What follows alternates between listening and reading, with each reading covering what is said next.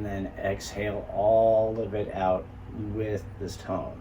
But then along with the proper breathing, I also get into the vocal toning and go through all of the sacred vowel sounds. And one that I always start with is ah, which is aligned with the heart chakra. And so by breathing in deep,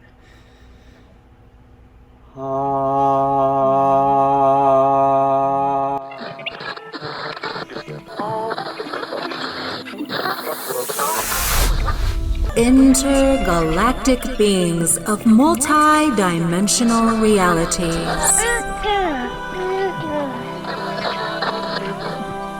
Welcome to channeling.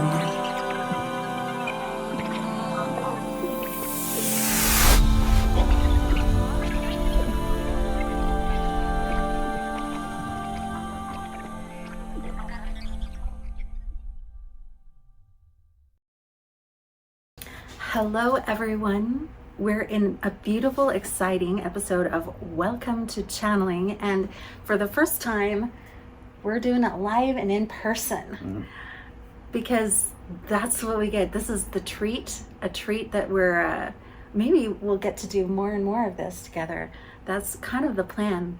But I'm here with Quorra Jaam. She is a magician extraordinaire. And particularly today what we're sharing is surrounding sound and healing.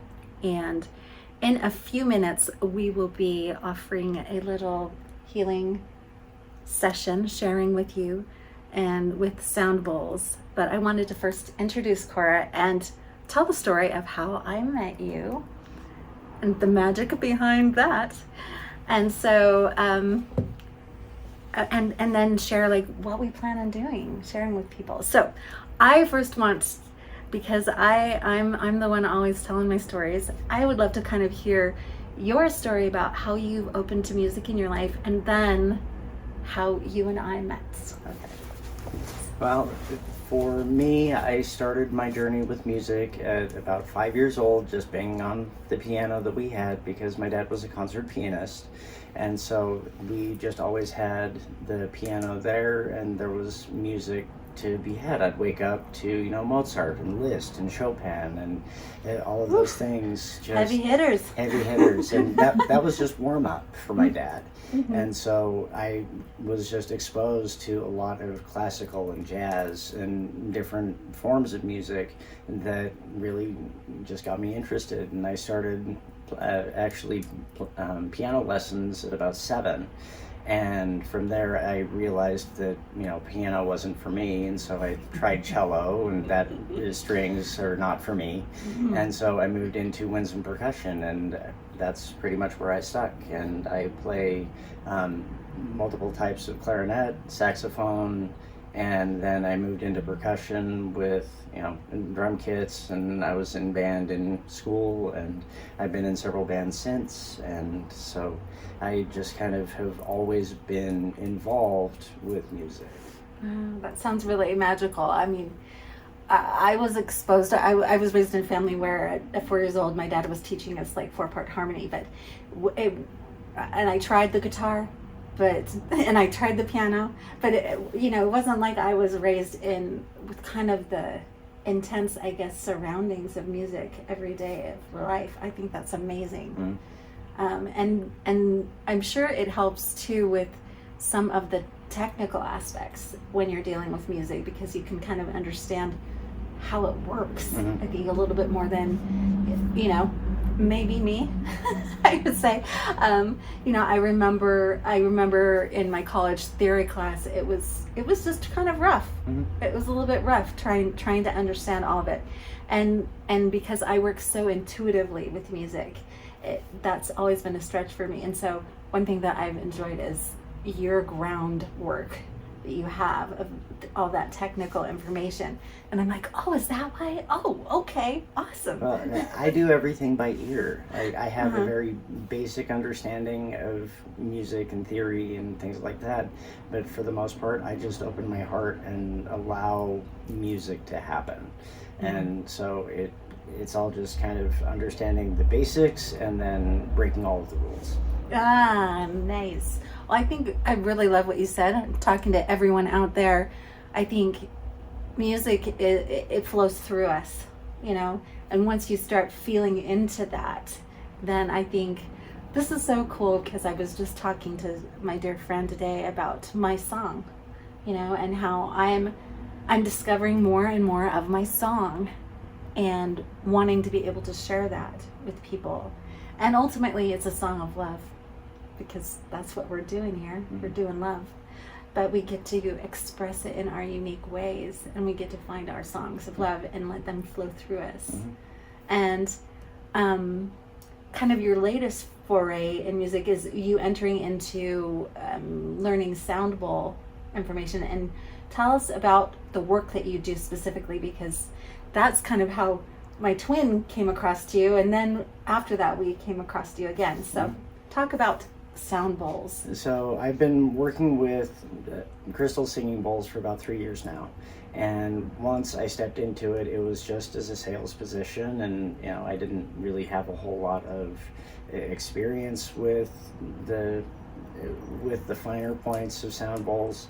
But then once I started getting into it and actually creating sets for practitioners all over the world, that's when I really started to find my stride, and actually began creating more technical and complex sets, because with the bowls that I was providing are actually infused with precious gems, metals, and minerals, so you have all of those additional healing benefits and aspects incorporated into the intention of any particular set. And so I would be fine-tuning not only the harmonies but also the energetics for the practitioners to provide to their audiences. Wow, that's really cool. So would they specifically come to you, say, we want to focus on this area, what we're trying to heal, or this kind of thing, and then you'd be like, okay, well, I know I get to put this, and this together for you? So, like, for example, a distributor requested a divine masculine set, and so they wanted to focus on the divine lover, magician, warrior, king.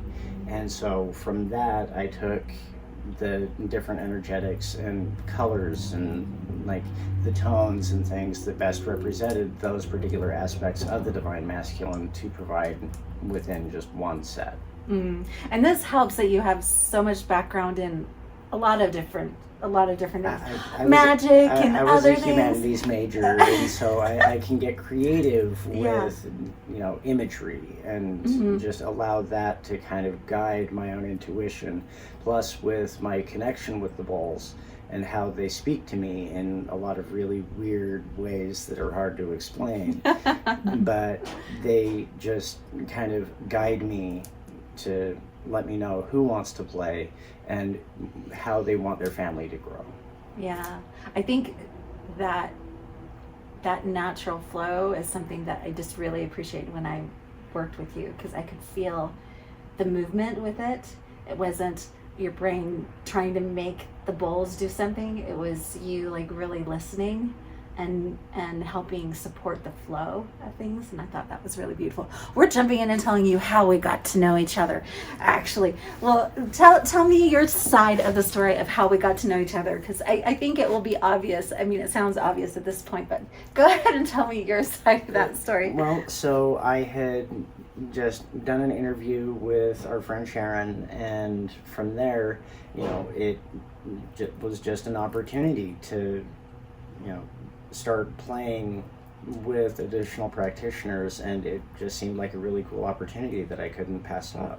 Yeah. And I went into it totally blind. I had no expectations and just wanted to see where things would go. Yeah. And that's how we met, is we just kind of both showed up, magically appeared and showed up. Yeah, I love, how that happened, because my guides have been pushing me to get out, work with more people in ceremony and really do kind of what I'm here to do.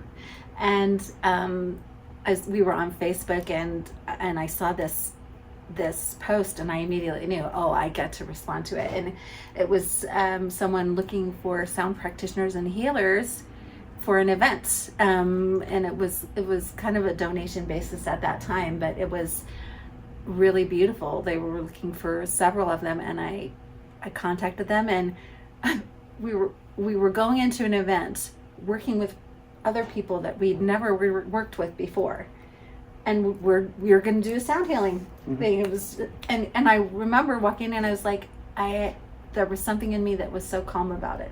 I was just like, I know this is going to work. It's this is where I set up, and this is where you set up, and then this is where all of the people are going to be, and okay, go do. Yeah. And it just works. Yeah, and it worked really well. And there were a few other practitioners there, and me with my twin. My twin is here watching our interview right now.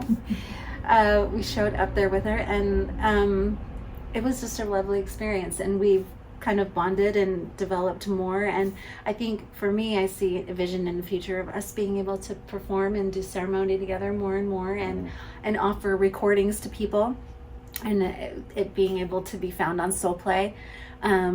Different initiations are really powerful to experience through sound, and having supportive sound. And so we're planning on blasting those socks off people in a really loving way. And so when we enter into our song today, go ahead and get comfortable, lay down if you can, and take some deep breaths and just allow the sound to flow through you. If you have headsets, that's even better, because you're going to be able to feel it.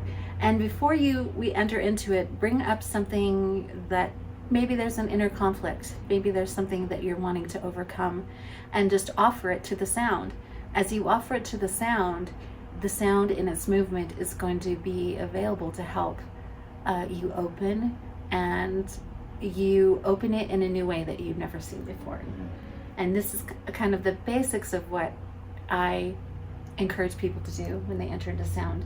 For you, Quorra, I want to just quickly, Quorra teaches introduction to sound healing and class, and I wanted you to just share just a few little tips, a few little things about what you share in that class, just so that if someone's curious and wants to contact you and become a little more educated. So with my introduction to sound, what I really like to focus on is appropriate breathing, because so many people, we take, we're just pent up, and so we take little short breaths and we don't give ourselves appropriate access to the full capacity of our lungs. And so engaging diaphragmatic breathing, to where you're actually pulling down the diaphragm as far as it can go to really fully expand your lungs, and you can get a proper breath in and then exhale all of it out with this tone.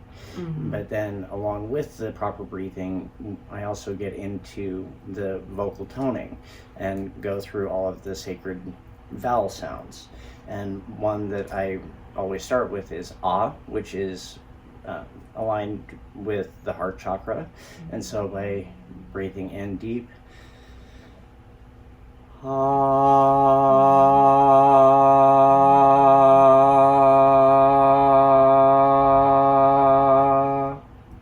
and just allowing the heart center to open up to become more receptive, but also perceptive, because the heart is a perceiving organ that we've been conditioned to forget about, because everybody's so stuck in their head.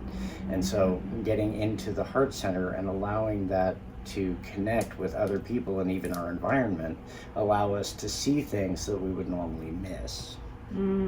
I love that.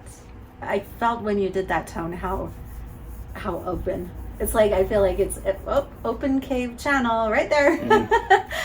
So obviously you've done this a lot, but I thought it was really cool you talking about the receptivity. I think there's so much in our body that we don't think of as being receptive, but there's so much receptivity available if we invite it in. Like, I think of my throat, even though it's vocalized and sharing, it's also a receptive organ. It's a receptive space.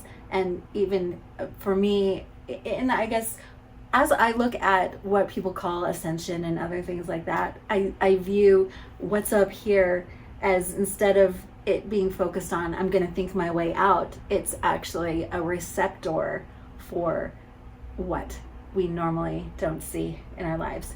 Is actually a huge receptive organ. That if we use it in that way, then our lives can change pretty dramatically. Well, becoming more aware of what information you're receiving through your heart, it helps you to become more aware of your own inner self. Because with the heart being a perceiving organ, for example, if you walk into a room and you suddenly feel a shift in the vibe, it's actually part of your heart's toroidal field that it is generating and surrounding you, and that you are actually receiving as you're crossing fields with other people that are within the room. Yeah. And so you can sense happiness, sadness, if somebody's angry, and being able to pinpoint all of those different emotions and feelings allows you to get into that centered space when you do have some time to yourself to actually evaluate and become aware of all of those really fine details and the unseen points that you wouldn't necessarily pick up on if you were just paying attention. Yeah, with your mind. With your mind. No, I think that's really lovely. It's a new way of really discovering the depth of what you are and what is available. And what we're capable of. Yeah. And from there, there's no limit. I mean, it really is an expansive thing. So I love this. When you were talking about this, and I know we weren't planning on talking about this specifically, I was imagining and seeing into what the heart picks up. Also, being aware of these fine details, we can find the little hiccup spots within us that get to be healed. We can hear those voices of ouch, or I'm afraid right now, and analyze and say, what, wait, was I really being threatened then? And really find spots within us that we can invite into healing. So I think that's a beautiful thing about listening as well within ourselves. I think it's nervous. You talked with me earlier about some people, it's hard for them to hear their own voice. It's nerve-wracking, and being able to just trust the process.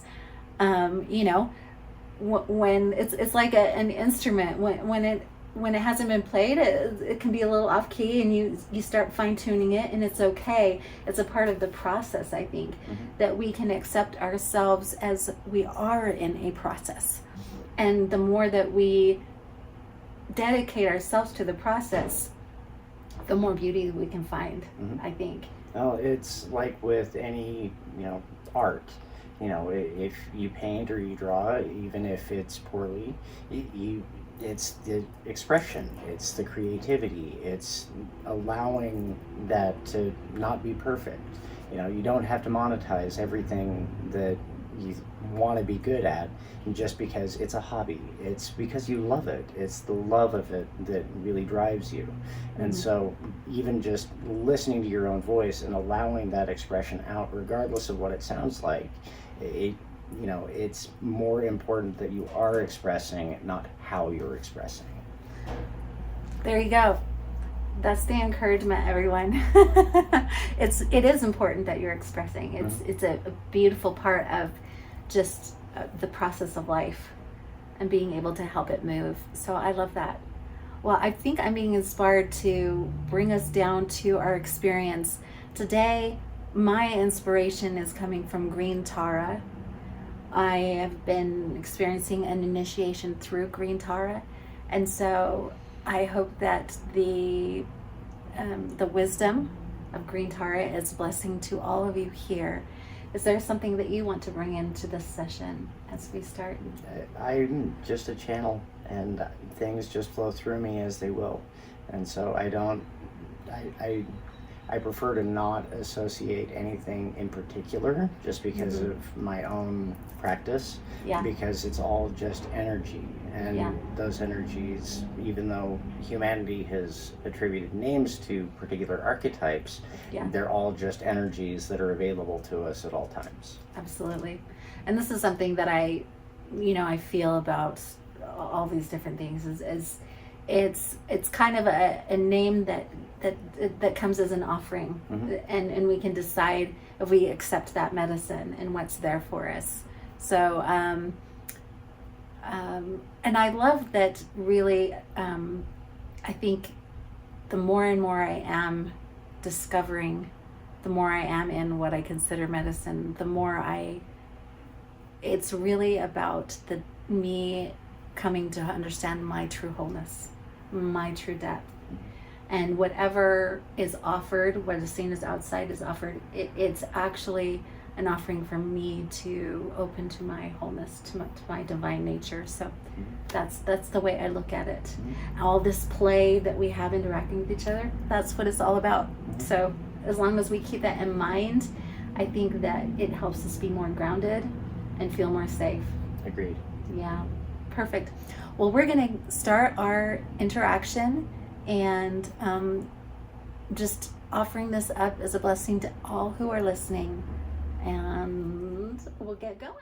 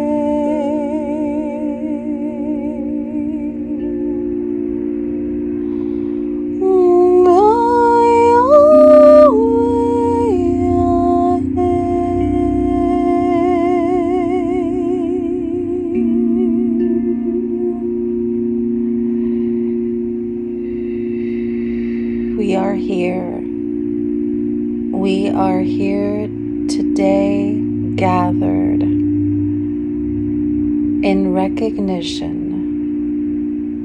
of the oneness present in you, the oneness present in me, the oneness present in all. Today we invite you to invite yourself into the experience of your wholeness, your oneness. As you breathe and listen, invite in this experience into your body and sing and dance with us, the angels. Aho.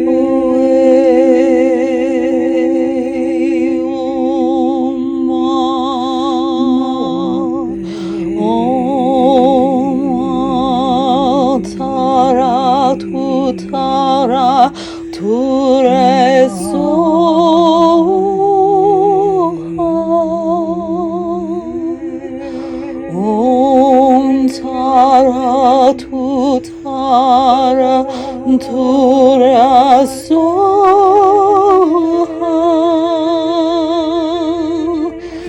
Om Tara Tutara Tora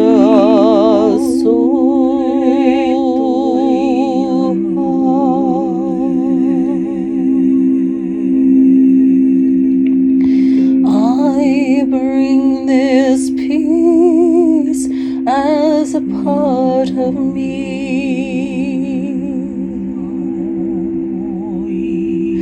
I offer peace through me.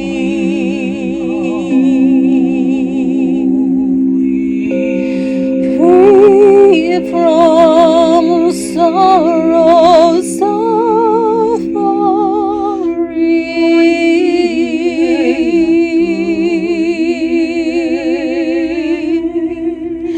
I free myself from this suffering.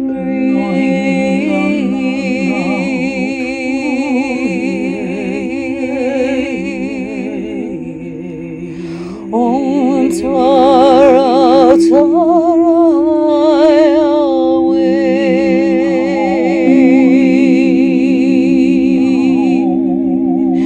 Om Tara Tara away.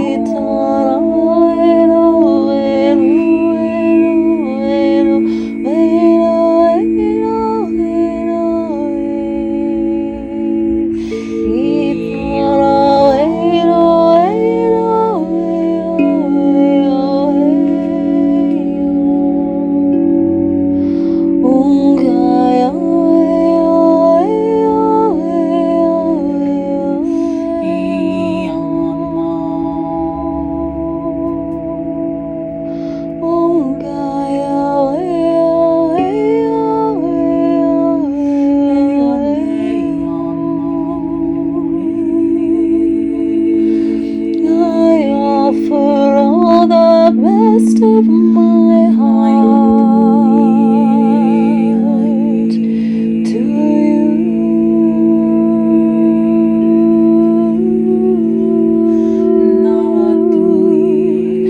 I bring it to the world. I bring my heart, my light to you.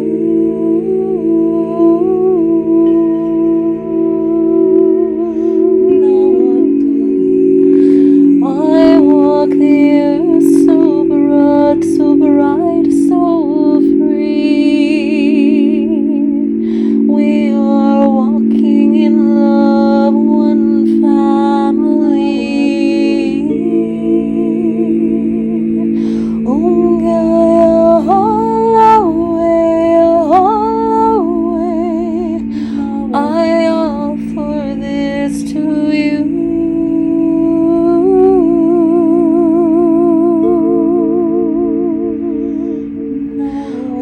I am offering my love, my soul light with you.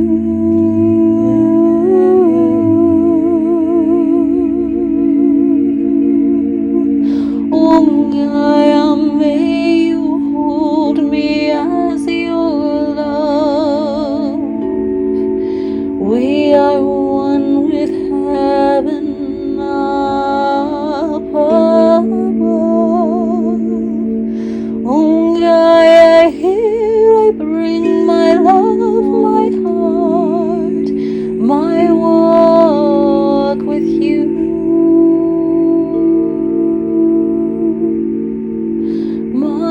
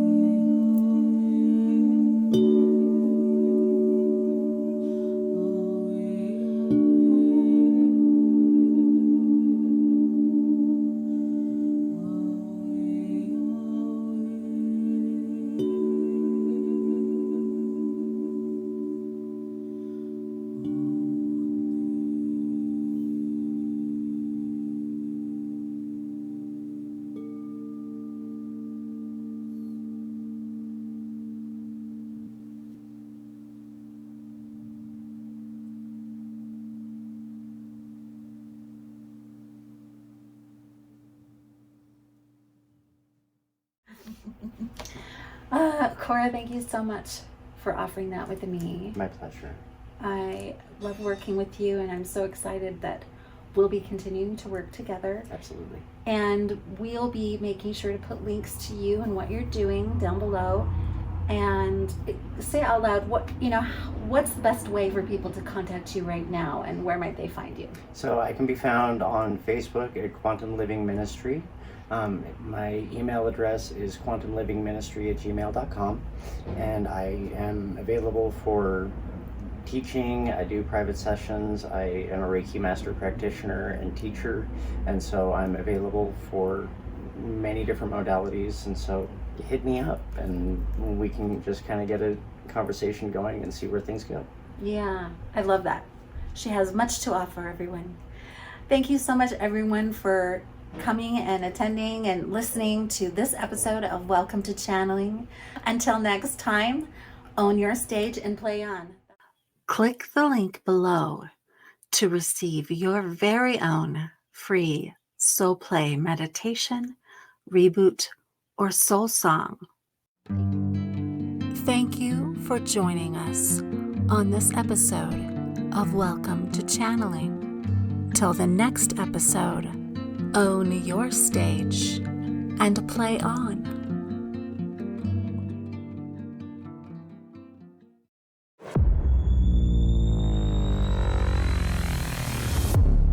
Hot Muffin Media.